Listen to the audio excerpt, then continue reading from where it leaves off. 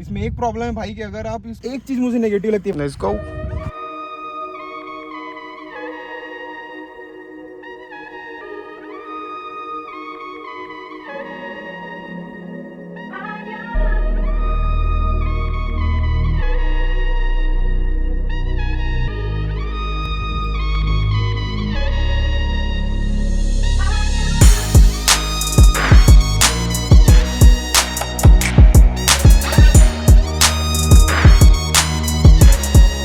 तो आज की वीडियो होने वाली है ऑनरशिप रिव्यू पे बेस्ड। मैं इसको लगभग 1000 किलोमीटर के आसपास चला लिया हूँ और 1000 में क्या क्या चीज़ें हैं जो मैंने फेस करी है, बाइक की पॉजिटिव नेगेटिव, वो सारी चीज़ें आपको बताता हूँ कि 1000 किलोमीटर पे मेरा एक्सपीरियंस क्या रहा है, आपको रिकमेंड करना चाहिए या नहीं चाहिए। बाइक अच्छी है, पावर अच्छी है, बट इसका मेन पावर बैंड है वो 6000 आरपीएम पे।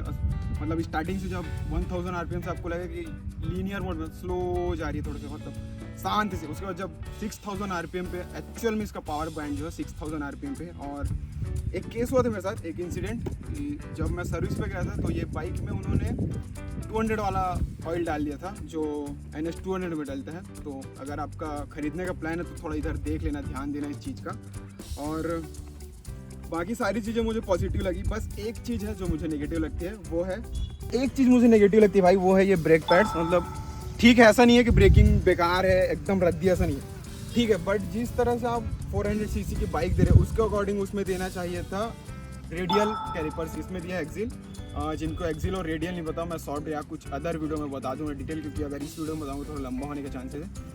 इसमें देने चाहिए थे रेडियल ब्रेक पैड्स, उनका बाइट बहुत परफेक्ट है। अगर आप 300 सीसी 250 सीसी में ऐसा बाइक में जा रहे हो तो आप अदर्स ब्रांड के बाइक में देखोगे तो उसमें रेडियल कैलिपर्स ही दिए हुए हैं। बस ये एक ड्रॉबैक लगा मुझे, इसमें एक्सिल कैलिपर दिए हैं, इनको देना चाहिए थे रेडियल। और बाकी सारी चीज़ें मुझे बाइक में पॉजिटिव लगी। और जो 3 ऐसे पॉइंट है जो मुझे अच्छे लगते हैं, वो एक है कि ये राइड बाय वायर है, इसमें केबल वाला कोई सीन नहीं है, और ये एक कि आप एडजस्ट कर सकते हो, और मीटर डिजिटल है। बाकी सारी चीज़ें मुझे पॉजिटिव लगी, बस वही ब्रेक का मुझे इशू थोड़ा सा देना चाहिए था। जिस हिसाब से आप पावर दे रहे हो उसके अकॉर्डिंग स्टॉपिंग पावर ठीक है, बट वो देना चाहिए था। अगर 230 की आ रही है तो 235 कर दो, बट एटलीस्ट रेडियल कैलिपर देना चाहिए था। ये सेम टायर MT-15 और R15 में भी है, और इसमें एक प्रॉब्लम है भाई कि अगर आप इसका टायर प्रेशर कम करते हो तो पूरे चांस है कि टायर यहाँ से क्रैक आने स्टार्ट हो जाएंगे। ऐसा मेरे दोस्तों के साथ भी हुआ है। वो एक बाइक है, सेम इसके साथ भी ऐसा केस हुआ है, और एक और R15 है, उसके साथ भी ऐसा ही हुआ है। तो अगर इसमें आप टायर प्रेशर कम रखते हो तो ये क्रैक आ जाएगा, और अगर टायर प्रेशर ज़्यादा रखते हो तो बाइक वॉबल करेगी, ये इशू है। तो उसमें से टायर का यहाँ क्रैक आने के पूरे चांसेस हैं। मुझे ये एक पॉइंट नेगेटिव लगा, मतलब टायर थोड़े से और अपग्रेड कर सकते थे, बट ठीक है भाई, प्राइस पॉइंट के अकॉर्डिंग मैं इतना कमी नहीं निकाल सकता। बाकी चीज़ें मुझे पॉजिटिव लगी। जैसे कि मैं बोला था कि ये टायर अगर आप प्रेशर कम रखते हो तो इस टायर में प्रॉब्लम नहीं भाई, हमारा भी पहला ही एक्सपीरियंस है तो उतना आइडिया नहीं हमें। बट एक चीज़ दिखाता हूँ, अगर क्रैक दिख रहा होगा, दिखा दे।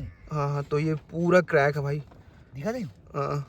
तो मेक श्योर अगर आप ऐसे कोई बाइक खरीद रहे हो और सेम टायर है तो प्रेशर का ध्यान रखना, क्योंकि अगर आपके टायर में कम प्रेशर होगा तो पूरे चांसेस हैं कि टायर में क्रैक्स आने के, और अगर आप ज़्यादा प्रेशर रखते हो तो पूरे चांसेस है बाइक वॉबल करेगी। नुकसान दोनों में ही है। और ये R15 सलमान के जो जिसमें क्रैक है, मैं दिखाया था आपको उसका टायर। एक बार फीडबैक भी ले लेते हैं सलमान से। तो सलमान, तू बता क्या क्या प्रॉब्लम फेस करे, मतलब टायर प्रेशर ये सब क्या हुआ, क्या था ऐसा कुछ की तरह टायर क्रैक होना स्टार्ट हो गया? टायर इसलिए भाई, कम से कम इसको चला रहे हो तो 2 दिन के अंदर मतलब आप हवा चेक कराते ही रहना, तब आपको मालूम चलेगा कि टायर सही चलेगा। नहीं तो आपको भाई टायर ऐसे ही फटा हुआ, मैं हवा चेक नहीं करा रहा था भाई, कम से कम 1 महीने से ही चलाया हूँ, उसके बाद मेरे को पता चला टायर फट गया है। आप लोग एक बार देख सकते हो कि टायर कैसा फटा हुआ है। और अगर कोई प्लान कर रहे हो इस बाइक खरीदने का तो एक चीज़ ध्यान रखना कि आपको हर 2 से 3 दिन में ऐसा फील होगा कि मैं फ्यूल डला रहा हूँ, मतलब मेरा पैसा पेट्रोल में ही जा रहा है। तो अगर आप थोड़े लोअर सीसी से आ रहे हो जो 50-60 ऐसा माइलेज देती है, तो हो सकता है भाई चांसेस है कि आपको लगे कि मैं ज़्यादा ही फ्यूल डला रहा हूँ, बट ऐसा नहीं है, जितना कंज्यूम करना है उतना ही करती है। अभी ये मेरे 25 का माइलेज दे रही है, तो ये भ्रम में मत रहना कि ये 30-35 दे देगी, क्योंकि बोलने को तो 30-35 निकालने को 30-35 निकल जाएगी भाई, बट बाइक हाथ में आने के बाद आप कंट्रोल नहीं करोगे। ऐसा नहीं है कि आप स्लो चलोगे, 40-50 में तो चलना ही नहीं है। 400 सीसी का बाइक खरीद के आप 40-50 की स्पीड में नहीं चलोगे, तो पूरे चांस है आपको 2-3 दिन में ऐसा लगेगा अपना फ्यूल डला ही रहा हूँ। तो ये चीज़ का ध्यान रखना। खरीदने के बाद पेट्रोल का ज़रूर करना ही होगा। ये चीज़ आप इग्नोर नहीं कर सकते कि ये 30 का माइलेज दे देगी या 28 का माइलेज दे देगी। अभी 25 का दे रही है, क्योंकि मैं कंटिन्यू 100 क्रॉस नहीं करता। अगर हो सकता मैं 170-175 ले जाऊँ तो और भी कम हो सकती है। चांसेस है कि 23 या 22 दे दें। तो ये चीज़ का ध्यान रखना। बाकी सारी चीज़ें मुझे पॉजिटिव लगी। एक नेगेटिव पॉइंट मैं आपको बता दिया, ब्रेकिंग और ये टायर का। बाकी मैं रिकमेंड कर सकता हूँ कि आप ये बाइक ख़रीद सकते हैं। और ठीक है, मिलते हैं किसी नेक्स्ट व्लॉग में।